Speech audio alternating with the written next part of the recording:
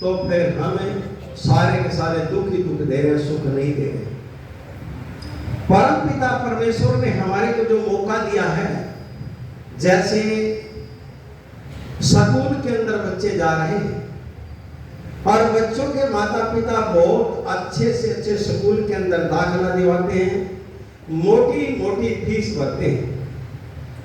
और आजकल तो सुनने को मिल रहा है जो बच्चे प्ले स्कूल के अंदर यानी खेलने वाले स्कूल के अंदर जाते हैं, वहां पर भी 50,000 रुपए दाखिले के लिए लेते हैं, जो कि हमारी सारी 10वीं तक फीस 1 रुपया लगा रहती है।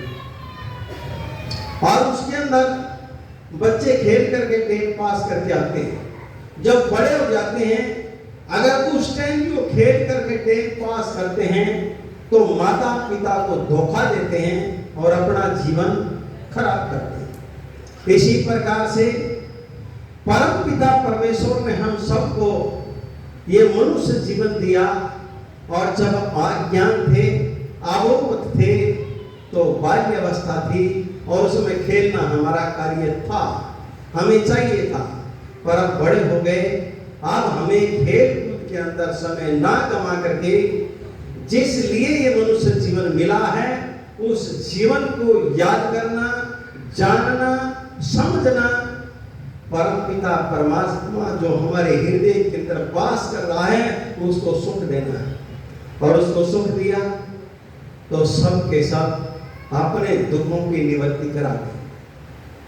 आप दिल के अंदर शंका पैदा होती है कि दुख कौन से हैं? पाप पुण्य जो बीज बनाया, पाप और पुण्य से ये शरीर बना है। जैसे दिन और रात से प्रकृति चल रही है, माता और पिता से ये प्रकृति चल रही है, धरती चल रही है, इसी प्रकार से पाप और पुण्य सब के साथ मिले हुए हैं। पाप इस जीवन के अंदर अगर करना है तो बहुत बड़ी ताकत चाहिए। पाप अगर कमाना है तो बहुत बड़ी साधना और तप और पैसा चाहिए। अगर पुण्य कमाना है, पुण्य करना है, तो आपको कुछ भी खर्च करने की जरूरत नहीं है, ना तप करने की जरूरत है, ना पैसा चुकाने की जरूरत है। और पाप करना है तो रावण की तरह, हिरण्याकश की तरह, हिरण्याकश्यप की तरह हमें बहुत जबरदस्त दौलत भी जुटानी होगी, साधना भी जुटानी होगी, ताकतवर बनना होगा, तब पाप की जाती है। आज भी इस युग के अंदर भी अगर हमें पाप करना है, दुख लेना है, दुख खरीदना है, तो पैसा खर्च करना पड़ेगा। अगर सुख लेना है तो आपको कुछ भी नहीं करना। जैसे हमारे सफेद सफेद कपड़े हैं, बढ़िया बढ़िया सूट हैं, और इन सफेद सफेद कपड़ों के अंदर और सूटों के ऊपर अनायास ही घी या तेल गिर जाए, उस घी और तेल को उतारने के लिए हमें बहुत बढ़िया साबुन, शैम्पू, सोडा सब चाहिए। अगर साबुन, शैम्पू, सोडा नहीं है, आप सिंपल ताजा पानी से उसको धोते रहें, बरसों तक धोते रहें, तब भी उसका चिकना नहीं जाएगा। इसी प्रकार से आपका ये तन भी एक कपड़ा है और बिल्कुल उज्जवल है। इसके अंदर कुदरत ने पहले ही चिकना डाला है, घी और तेल का चिकना डाला है। इसके ऊपर बढ़िया से बढ़िया शैम्पू, साबुन, सर्फ लगाएंगे तो हम इसको साफ करेंगे। अगर ये साफ हो गया तो फिर इसको ऊपर से चिकना लगाने की जरूरत पड़ेगी। अगर ये साफ नहीं है तो इसको चिकना लगाने की जरूरत, तेल लगाने की जरूरत नहीं है।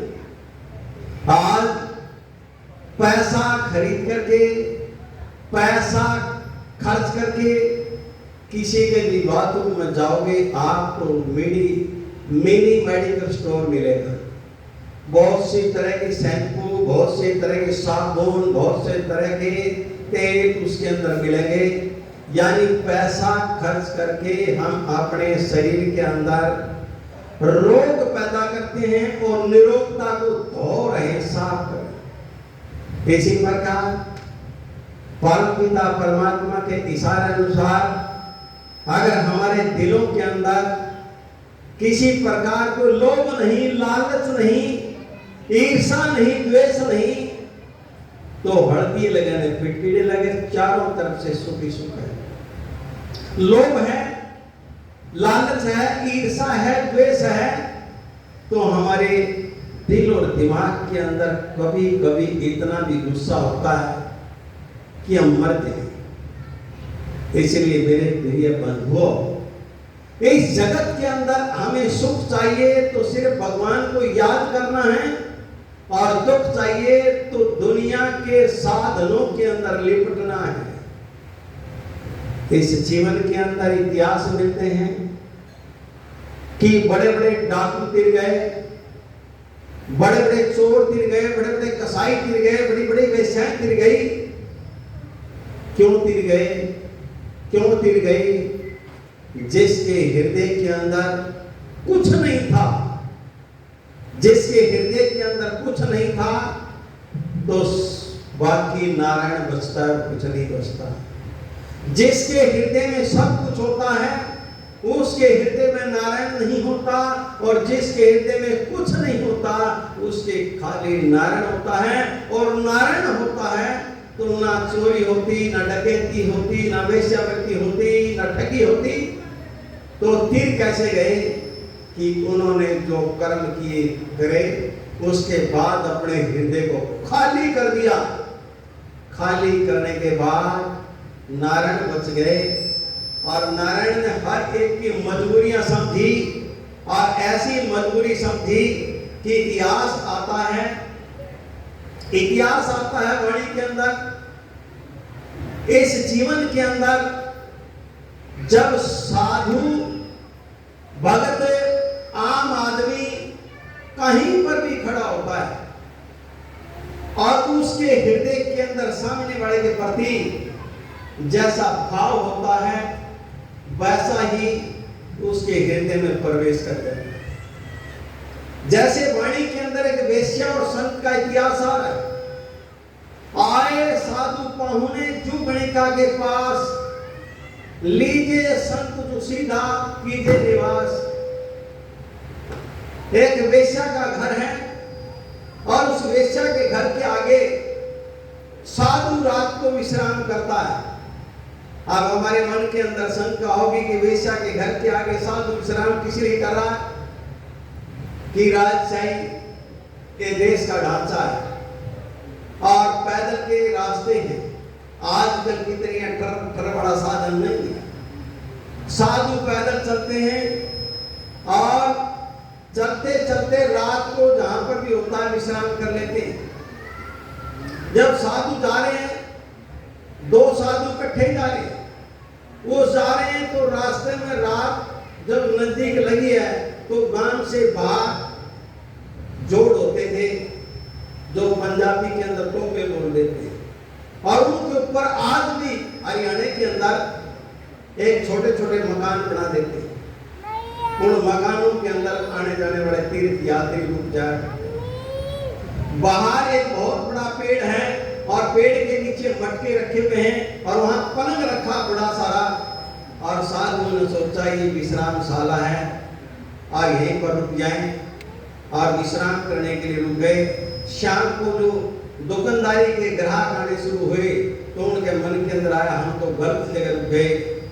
एक ने कहा हमारा ध्यान नहीं रुकना चाहिए, दूसरे ने कहा भी रात हो गई, चलना भी नहीं चाहिए।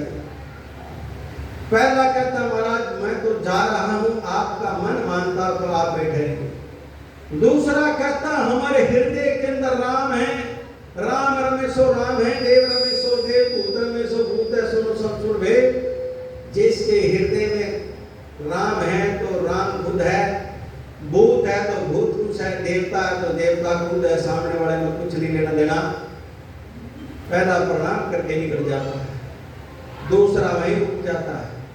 ग्राहकों की दुकानदारी जब खत्म होती है तो ऊपर से वैसा देखती है झांक करके साधु को, और देखते देखते मन के अंदर विचार आता है कि आज मेरा कोई पाप कर्म खत्म हो चुका है। साधुनां दर्शनम पुण्यम साधुओं का दर्शन करते ही हृदय के अंदर पुण्य जागृति होती है, और चोर का दर्शन करते ही हृदय के अंदर क्रोध पैदा होता है। पापी आदमी का दर्शन करते हैं तो हृदय के अंदर बैर पैदा होता है। जब साधु का दर्शन किया और दर्शन करते करते वेश्या का मन साधु बन गया। नीचे आई, मथा टेका, प्रार्थना करी और ऊपर ले गए। साधु चले गए। ये भोली भाली दुनिया है, साधु बड़ा भोला होता है, अगर साधु हो तो ले गए। ले जाकर के कहते हमारा मेरे हाथ का पका हुआ खा लोगे या सूखा सीधा आप बना के खाओगे? कुटिल धन तुमरा कहो कौन खाए, बोले संत हमरे ने चाहे। संत कहते हैं कि मैं परमात्मा के अंदर बहुत बड़ा भाव रखता हूँ, तेरा धन जो है कुटिल है। कहते हैं जैसा खावा अन्न वैसा वह मन है, तो मेरा भी मन खराब हो जाएगा, इसलिए तेरा धन तेरा अन्न मैं नहीं खा सकता। जब देखते देखते एक दृष्टि और एक सृष्टि बन जाती है तो प्रार्थना करती है महाराज ये कुटिल धन कैसे शुद्ध होगा। लख दर में लागे मुक्त दर मुरार, सिर दर जगन्नाथ सीधे। लाख रुपए लगा करके, लाख मुद्राएं लगा करके बहुत सुंदर सा मुकुट बना और जगन्नाथ जी के सिर पर चढ़ा दे, अगर वो चढ़वा ले तो मैं रोटी खा लूं। वैसा घड़ाए मुकुट दंते सो, मोतियों की झालर हीरों की चोट, बड़े शौक से, बड़े भाव से, बड़ी श्रद्धा से, प्रेम से मुकुट बनवाया। आप ये देखिए खड़े खड़े तो मुकुट बनता नहीं है। इतने तक साधु बेचारे भूखे प्यासे उसके दरवाजे के ऊपर अपनी समाधि ध्यान लगा कर बैठे और वो घड़वा करके लेके आई है, बड़ा सुंदर लेके आई है और महाराज के चरणों में समर्पित करती है। तो चले संत वेचा जगन्नाथ बाट, आगुद भेजे पंडा लेकर के चले, बाट पूरी कर रहे हैं। और चलते चलते दुर्भाग्य क्या हुआ कि वो वेश्या स्त्री धर्म के अंदर आ गई, यानी महीने की जो माताओं के अंदर प्रॉब्लम होती है उसके अंदर आ गई और वो मंदिर में नहीं जा सकती, प्रांगण के अंदर बैठे। परंतु वहां के जो पंडे हैं उनके हृदय के अंदर वो मुकुट देख करके उसका भाव समझा और बाहर आके के प्रार्थना कर रहे हैं, माता अंदर कहते हैं। और वहीं पर अपने ध्यान लगा करके बैठ जाती हैं और ध्यान लगा करके ऐसा ध्यान लगाया कि भगवान की मूर्ति के अंदर भी गुदगुदी होनी शुरू हो गई, कंपन शुरू होना हो गया। तो कहते हैं बाहर गर्दन निकाल दी, बाहर गर्दन निकाल के कहते हैं कि मेरे सिर के अंदर मुकुट डाल। जब बाहर गर्दन को देखा है, आंख खुली है तो मुख डर गए और उस पद के अंदर समा गई जिस पद के अंदर कहते हैं कोटो मत को नहीं, अरबों में कोई देख गर्क सुनो राज घूम करा, करोड़ों में कोई नहीं, अरबों में कोई एक देखो जो उस पद के अंदर स्थित होते हैं, उस पद के अंदर वेश्या समा गई। और चले संत वेश्या नगर की राह, दीजिए भंडारा दोनारा दिमाग, आप तेरे पास जो भी धन है जिमा दे जिसको चाहे और हम बड़े प्रेम के साथ जिए। तो सज्जनों, इस जीवन के अंदर जिसके हृदय के अंदर परमात्मा की याद होती है, परमात्मा का दर्श होता है, परमात्मा की सुरती होती है, कोई भी कर्म की स्थान के अंदर नहीं रहता, क्योंकि भाव के अंदर ये संसार चलता है। भाव के अंदर ही सारा का सारा जग अपनी क्रियान्वित होता है। इसलिए आज हम बहुत बड़े भाग्यशाली हैं जो कि अपने जीवन के अंदर आज की घर की सुविधाओं को सोच करके, जैसे पहले के जो लोग बैठे होंगे खाट कटोरा भी जानते होंगे, परंतु आज बढ़िया बढ़िया सुविधाएं सबके घरों में हैं और उस सारी सुविधाओं को छोड़ करके सतगुरु जी के चरणों में मच्छरों के अंदर लेटे हुए हैं। आज इतना जरूर सतगुरु जी दयालु हुए हैं कि हमने अपने जीवन काल के अंदर इस वैशाख के महीने के अंदर, मई के महीने के अंदर, वो भी बिल्कुल वैशाख का अंतिम दिन है और धूप पड़ रही हो, ठंड पड़ रही हो और पंखे भी सर्दी चढ़ा रहे और कमरों की जरूरत कर रहे। परम पिता परमेश्वर बड़े दयालु हैं। ये कोई लीला नहीं है, ये कोई लीला नहीं है। साधु माई बाप है, साधु भाई बंद है, साध मिला आराम से काटा जम गए फंद। वो सदगुरु जी हमारे भाई हैं, बाप हैं, हमारे भाई हैं, हमारे बंधव हैं। इसलिए संकट का फंद काट करके अपने सीने से लगा रहे हैं, प्यार दे रहे हैं, बधाई दे रहे हैं। इसलिए लाखों लाखों बार हम सब उन परम पिता परमात्मा बंदीश्वर महाराज को बधाइयां देते हैं और अपने हृदय के अंदर खुशियां लेकर के अपने जन को बांटते हैं। महाराज इशारा कर रहे हैं इस जीवन के अंदर जब हम अपने इस अंतरात्मा में बैठे परम पिता परमात्मा भाव के रूप में, श्रद्धा के रूप में, प्रेम के रूप में, और हम अपना सब कुछ उनको न्यौछावर कर देते हैं। शीश तुम्हारा जाएगा कर सतगुरु की भेंट, उनके चरणों में भेंट कर देते हैं। नाम निरंतर लीजिए जल की लगन भेंट, जो हमें नाम मिला है वो निरंतर श्वासों के द्वारा लेते रहे, चलता रहा, तो संसार का कोई भी बंधन हमें पकड़ नहीं सकता, रोक नहीं सकता। इसलिए कहते हैं सुर 33 घुस के नमस्कार तो अन्न। जब थोड़ा सा कष्ट आ जाता है, थोड़ा सा रोग आ जाता है, थोड़ा सा शोक आ जाता है, थोड़ी सी अनबन आ जाती है, हमारे मन के भावानुसार सामने वाला नहीं आता है, तो फिर कहते हैं कोई ग्रह घुस गया, कोई दिशा खराब हो गई है, कोई पित्तर दुख दे रहे हैं। अरे मेरे बंधुओं, महाराज 33 कोटि देवताओं के बारे में कहते हैं हमारे घर के अंदर जो भी अन्न है, और अंतर आत्मा से उस अन्न का परमात्मा को भोग लगाइए। यानी जो भी कुछ घर के अंदर बना रहे हैं परमात्मा को याद करते हुए बनाइए। तो फिर बनाते बनाते 33 कोटि देवता प्रसन्न हो जाते हैं। खाता कोई नहीं है, खाता कोई नहीं है, सिर्फ आपके भाव को खाता है, आपकी श्रद्धा को खाता है, आपके प्रेम को खाता है, बाकी वहां कुछ नहीं खाता। क्यों? दिया ही सब कुछ परमात्मा, दिया ही सब कुछ परमात्मा है। परंतु हमारे दिलों के अंदर एक बहुत बड़ा अहंकार पैदा हो जाता है। कहाँ? महाराज कहते हैं अंजल साई मुंह है पूजा तिरसा जाए। अन्न और जल परमात्मा का रूप है जिससे भूख और प्यास मिटती है, परंतु हम भूख प्यास नहीं मिटाते। हम तो गोदाम करते हैं, हम तो फ्रिज भरते हैं, हम रसोई भरते हैं और भूख और प्यास नहीं मिटाते। भूख प्यास मिटाने के लिए तो हमें थोड़ी सी चीज की जरूरत है, परंतु हम तो बड़े बड़े गोदामों को भरते हैं। इसी प्रकार हम अपनी भावनाओं को, इच्छाओं को बहुत लंबी चौड़ी कर देते हैं, और जब इच्छा लंबी चौड़ी हो जाती है तो फिर हमें सुख नहीं होता, रात को नींद नहीं आती, और जब वो नींद नहीं आती कहते हमारा मच्छर बहुत थे। अरे मच्छर तो नहीं थे, पर इच्छाएं थी, वो इच्छाएं इधर उधर भरमाती हैं और वो नींद नहीं आने देती। परमात्मा इशारा कर रहा इस जीवन के अंदर चारों युग परवान ने आत्म भोग लगाए। चारों युगों के अंदर किसी भी इतिहास को आप उठा करके देखें, जब अंतर आत्मा परमात्मा को याद करती है तो आत्मा और परमात्मा एक के अनुरूप हो। बीच कर झाई कर्म की तांते कहिए थी। हमारा कर्म कैसा है, बीच के अंदर हमारी भावना कैसी है, हमारे हृदय की प्रेरणा कैसी है, वो हमारे को परमात्मा के नेड़े या दूर लेकर के। जैसे परमात्मा हमारे हृदय के अंदर है, परंतु हम दूसरे के हृदय में नहीं देख पाते हैं।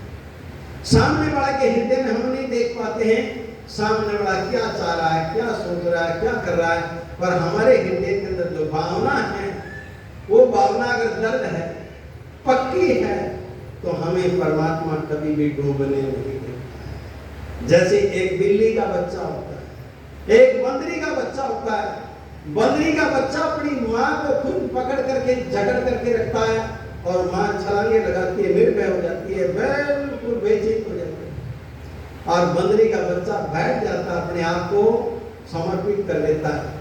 माँ उसकी गर्दन पकड़ती है और कहीं से कहीं सुरक्षित जगह पर ले जाती है। परंतु जब माँ बाप गर्दन पकड़ते हैं, गुरु गर्दन पकड़ते हैं, तो हम कुछ और ही सोच लेते हैं, हम कुछ और ही सोच लेते हैं और फिर विचलित हो जाते हैं, माँ बाप से गुरुओं से बच करके छुप जाते हैं। जैसे जब अपन बच्चे होते थे, माता पिता पीटते भी थे, डांटते भी थे और हमारे को पारस का बना करके छोड़ते। आजकल हम अपने बच्चों को डांटते हैं तो रूस करके भाग जाते हैं, रूस करके भाग जाते हो, फिर क्या रहते हैं, वो लोहा के गिरे। हम पारस के बन गए, वो लोहा भी नहीं बन पाते। परंतु कहते हैं गुरु बेचारा क्या करे, शिष्य है नहीं चूक, बाप भी बेचारा क्या करे जो गुलाम भी चूक कर दे। इसलिए महाराज यहाँ पर इशारा करते हैं कि हम अपने आप को जब बच्चों के अंदर ऐसा तोलने का संस्कार दें तो हम उस दुख से ऊपर उठ सकते हैं, कभी नहीं उठ सकते। जैसे जब पांडव जुए के अंदर सब कुछ हार गए थे, हारने के बाद द्रौपदी ने एक श्राप का भय दिखाया और धृतराष्ट्र ने सब कुछ लौटाया। धृतराष्ट्र ने सब कुछ लौटाया। लौटाने के बाद जब वहां से इंद्रप्रस्थ को प्रस्थान कर रहे हैं पांडव, तो अर्जुन भीष्म पिता में से आचार्य द्रोण से मिलने के लिए चले गए और मिलने के लिए गए। तब भीष्म पिता ने कहा कि युधिष्ठिर नहीं आए। कहने लगे महाराज मैं आपसे मिले बगैर जा नहीं सकता था और युधिष्ठिर आपको शर्मिंदा करना चाहता नहीं। अब मैं आपसे मिल करके जा रहा हूं, पता नहीं आगे हमारी भेंट कहां होगी, कहीं पता नहीं किसी को, हो सकता है रणभूमि के अंदर भी भेंट हो। तो कहता है पुत्र ऐसा मन के अंदर क्रोध ना करिए। क्रोध कैसे ना करूं, उस जीव को कैसे भूल जाऊं जिसने द्रौपदी को बेशक कह दिया, उस जंगा को कैसे भूल जाऊं जिसने द्रौपदी को बिठाने के लिए कह दिया, उन हाथों को कैसे भूल जाऊं जिन्होंने द्रौपदी का केस पकड़ करके भरी सभा में नगद करने का प्रयास कर दिया। कहा अर्जुन फिर क्या करोगे? उन सब का हिसाब किताब कहीं न कहीं रणभूमि के अंदर लूंगा। आचार्य द्रोण कहते हैं उनका हिसाब किताब लोगे तो पहले हमसे लेना पड़ेगा। उसी टाइम भीष्म पिता में कहते हैं हमसे भी लेना पड़ेगा। तो आप उस पाप का साथ देंगे, उस अन्याय का साथ देंगे? आप भीष्म पिता में बड़ा प्रेम के साथ समझा रहे हैं अर्जुन क्या इसके अंदर तुम्हारा कसूर नहीं था? जब युधिष्ठिर ने आप सबको दांव पर लगाया तो आप बोल सकते थे, उसने आप सबकी धर्म पत्नी को दांव पर लगाया तो आप विरोध कर सकते थे। कहते महाराज हे तात्श्री हम बड़े का विरोध कर सकते थे, हम बड़े के सामने बोल सकते थे। तो फिर जब आप बड़े का विरोध नहीं कर सकते थे, जब बड़े का सामने बोल ही नहीं सकते थे, तो क्या युधिष्ठिर का कसूर नहीं था? वो जुआ खेलने के लिए यहां पर आ गया, सारी संपत्ति लूटने के बाद तुम्हें भी लगा दिया और तुम्हारे से भी सबर नहीं होया तो अपनी धर्मपत्नी भी लगा दी। क्या उनका कसूर नहीं था? अगर कसूर था तो तुम हमें धमकी देने की कोशिश मत करना। तुम भी कितने कसूरवान हो जो वो कसूरवान है। पर आज के इतिहास के अंदर ना तो पहले किसी ने कसूर को कसूर कहा, ना आज कोई कसूर को कसूर कह रहा है। आपने सबके सामने की बात समझ रही है परंतु यथार्थ में जाने की कोशिश नहीं कर रहे। आज हमारे हृदय के अंदर अगर हम उस परम पिता परमात्मा को भूल रहे हैं तो हमारा चीर इसी प्रकार से उतर रहा है, और हम परम पिता परमात्मा को याद करें तो हमारा चीर को उतारने वाला नहीं। जैसे द्रौपदी ने बाली सभा के अंदर बड़े बड़ों को पुकारा, बड़ों बड़ों को पुकार करके अपने पतियों को पुकारा और कहीं से कुछ जवाब नहीं मिला तो सबसे किनारा करके भगवान को पुकारा। भगवान को पुकारा तो भगवान ने कह दिया अनंत। रुक्मणी कर पकड़ा मुस्काई, आनंद कहा मुंह समझाई। दुशासन को द्रौपदी पकड़ी, मेरी भक्ति सकल में सिकड़ी। आनंद कहा है तो महाराज किसके लिए कहा है? दुशासन ने द्रौपदी को पकड़ा है, उसने उसके वस्त्र हरण करे हैं और उसने मेरे को याद किया है। अगर मैं उसका कार्य ना करूं तो मेरे को कोई याद करने वाला नहीं। इसलिए मेरे प्रिय बंधुओं, हमसे ज्यादा चिंता भगवान को है। भगवान को कोई याद करता है, उसका काम ना बने तो भगवान को चिंता है, हमारे को कोई याद भी नहीं करेगा। इसलिए इस जगत के अंदर परम पिता परमात्मा को याद करिए, जिसने इस जीवन में 184 जीव का भोजन से आकाश 84 लाख दुनिया बना करके सबका खान पान सुरक्षित रख दिया। कर्ता वर्षे निर्भय पूरे सबकी आस, जिसके हृदय में कर्ता बरसता परमात्मा बरसता है, जिसके हृदय के अंदर परमात्मा की याद परमात्मा का भाव बरसता है, तो मनसा के दाता से देवानी जवाब सबकी आस पूर्ण होती है। कहीं पर भी जवाब नहीं मिलता। परंतु यहाँ पर सदगुरु जी ने थोड़ा सा भेद किया, भेद का रहस्य भी साथ ही साथ खोला। जो अपने सोर के पीठ पिछाड़, जो अपने हृदय के अंदर है वो सामने भी पीछे है, अपने जो है वो सामने, यानी अपने जैसा भाव है वैसा परमात्मा के भी भाव है। वो हमारे हृदय को तोड़ रहा है। अगर हम 10 रुपए चढ़ा करके 10 लाख रुपए चढ़ा करके न्यू सोचे भी हमारे को क्या होता है?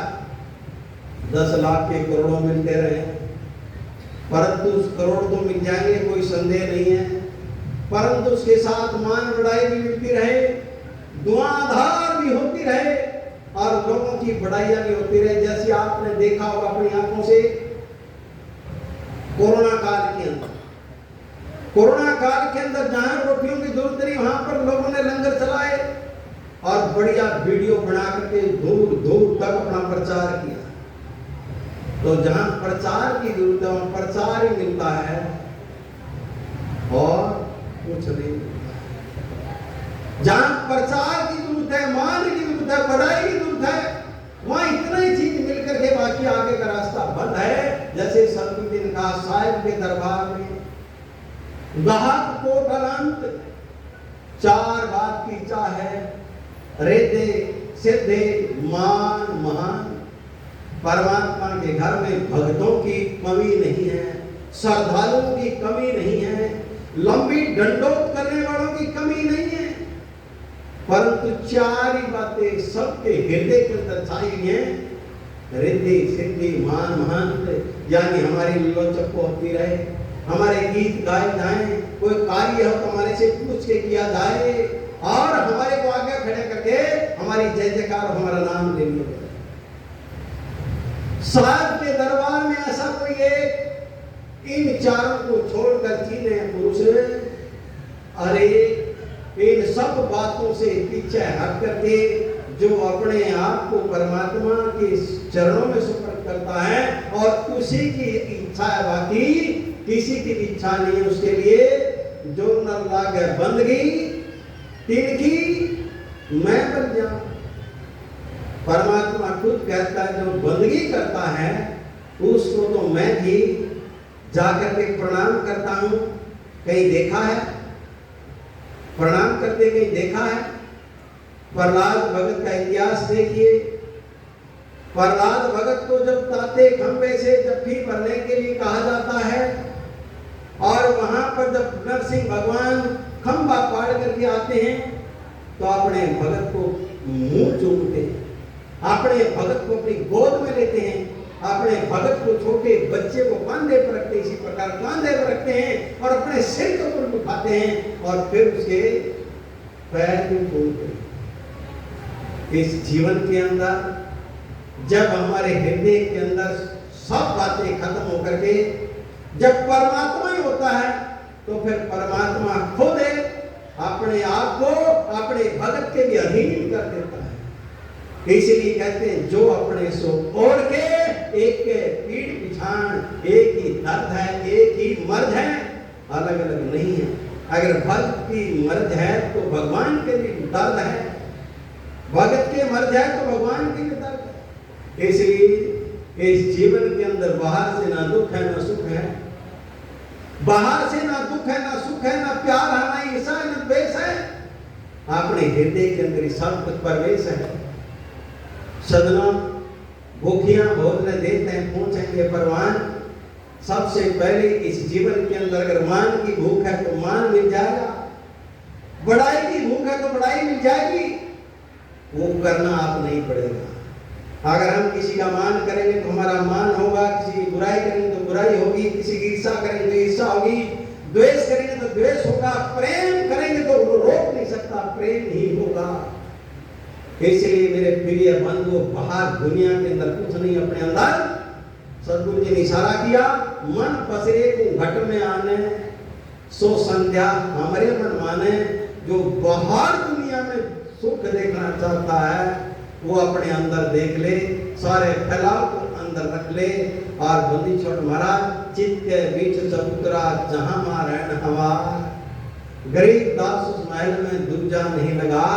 चित्त के बीच के अंदर ही महाराज सिंहासन अपने आप लगा करके बैठे हैं, और जिसने अंदर देख लिया दूसरा, कोई भी लगाड़ नहीं है। वहां पर तो सतगुरु जी ढंग के चोट के साथ कहते हैं, धर्म तो 10 के नहीं चाहे 10 के, तीनों लोग डूब जाए, दशक जाए, हिल जाए, परंतु धर्म नहीं हिलता।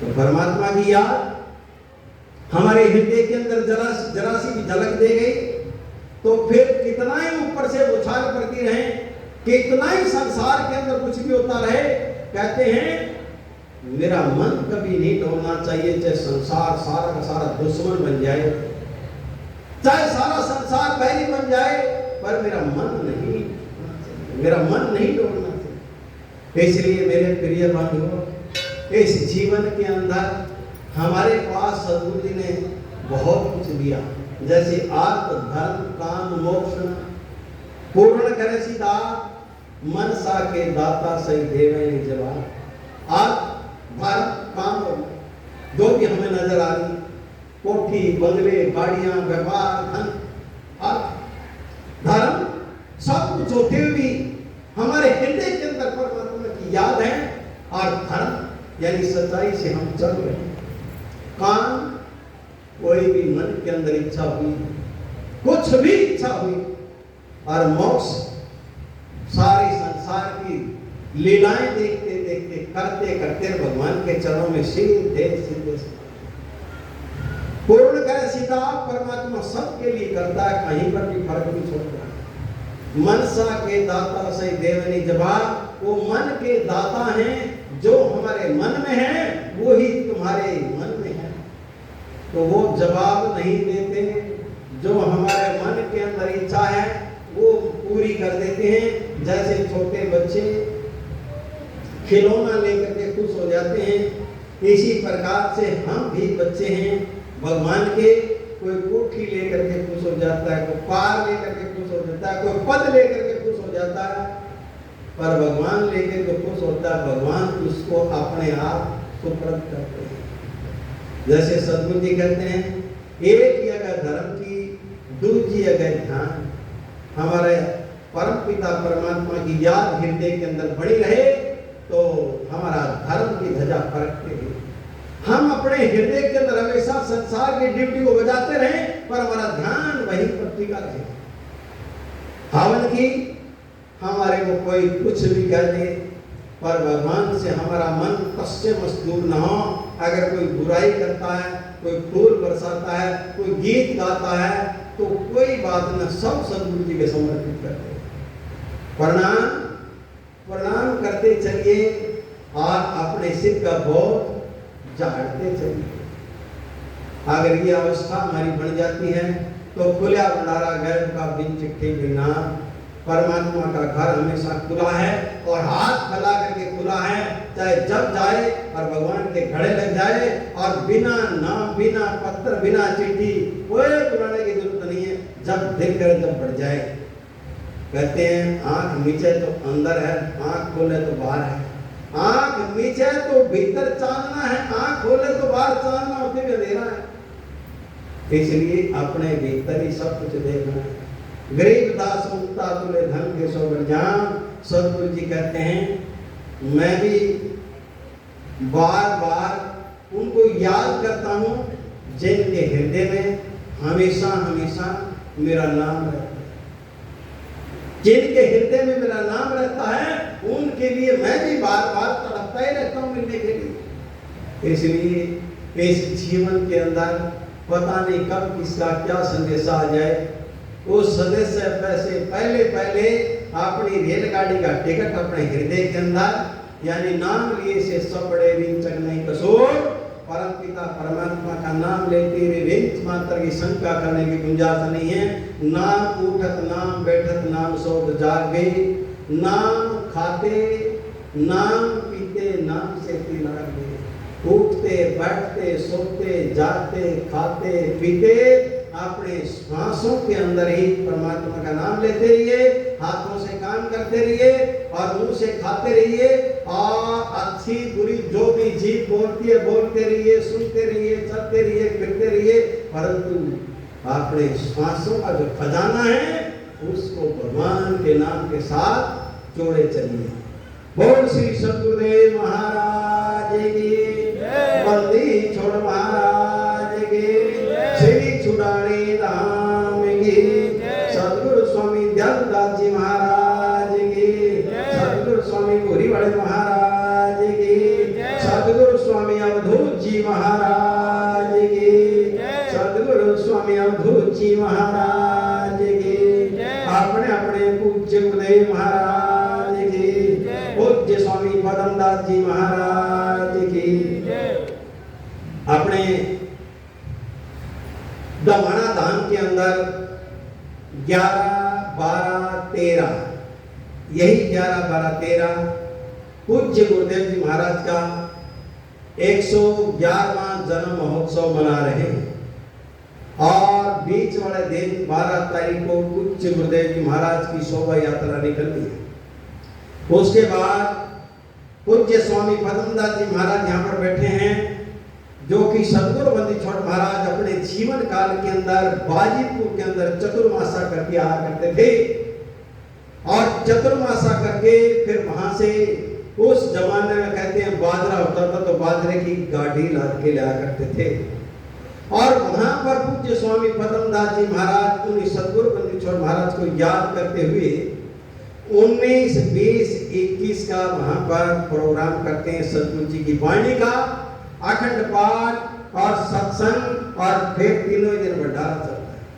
तो पूज्य स्वामी पद्मदास जी महाराज बैठे हैं, उनकी तरफ से बाजीपुर के अंदर 19, 20, 21 के अंदर आप सब शामिल हों। और दमना के अंदर 11, 12, 13 को और अगली जो पूर्णमासी है वो 2, 3, 4 जून की है। उसके बाद 8, 9, 10 जून को फिर मुखुपुर धाम के अंदर पूज्य गुरुदेव जी महाराज का यही जन्म जयंती महोत्सव का पाठ होगा। क्योंकि पूज्य गुरुदेव जी महाराज के जो जेठ की पूर्णिमा है वही जन्म जयंती वही अवतार महोत्सव है। तो मुखुपुर के अंदर वहां पर मनाया जाएगा। क्योंकि 2, 3, 4 का यहाँ पर बड़ी धूमधाम के साथ हर पूर्णिमा मनाई जाती है, इसलिए मुखुपुर के अंदर उसके बाद जो भी अपनी अष्टमी होती है, जो अष्टमी दमाना होती है, उसे 1 दिन पहले 2 दिन पहले जैसे भी सुविधा बना लेते हैं। तो 8, 9, 10 जून का वहां पर है। आप पहले आप गेट के अंदर से प्रसाद लेते जाएंगे, भंडार के अंदर पूछते जाएंगे और फिर पंगत के अंदर बैठेंगे, वहां पर खाएंगे, मन भर छोड़ेंगे नहीं, कण भर किसी की थाली में झूठ नहीं चाहिए। और फिर उसके बाद प्रसाद लेकर के फिर जाएंगे। बीच में कोई भी किसी प्रकार से प्रसाद नहीं बनता। जब तक प्रसाद बट रहा है इतने तक बेबी मेरे पास आवे और शब्द बोलते रहे। प्रसाद बटने के बाद चले जाएं तो पीछे से फिर वो प्रसाद लेकर के फिर जाए। बोल श्री सद्गुरुदेव महाराज की जय।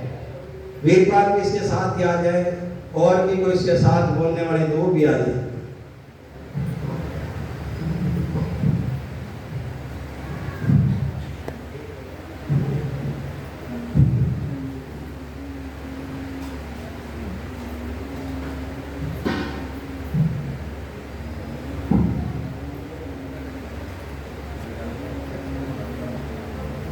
बोल श्री सतगुरुदेव महाराज की जय। बड़े जोर से बोलो सब। आज महाराज जी का जन्मदिन है, अवतार दिवस है। बधाई हो, बहुत बहुत बधाई हो। सतगुरु जी के अवतार महोत्सव की आप सभी को बधाई हो। बोलो जोर की, बधाई हो, बधाई हो। ये बधाइयां देने से बढ़ती हैं, जितनी दी जाएंगी वापस आएंगी। सतगुरु जी ने फरमाया ना आरती में, तेज की आरती तेज के आगे। वो हम जितनी जोर हम लगाएंगे उतना ही जोर वो लगाएंगे, तो पहले कदम हमारा जाएगा। राम